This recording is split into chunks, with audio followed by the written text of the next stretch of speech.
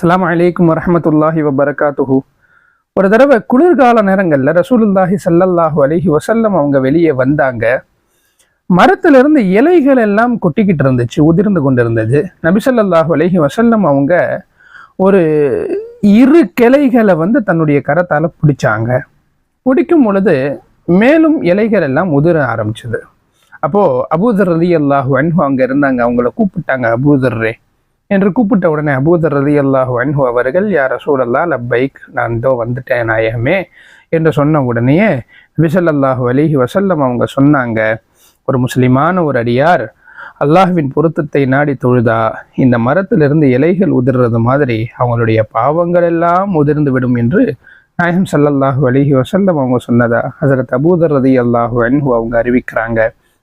எனவே நாம் ஐங்கால தொழுகைகளை சரியான முறையில் பேணுதலாக தொழுவோம். நம்மளுடைய பாவங்களை எல்லாம் அல்லாஹ்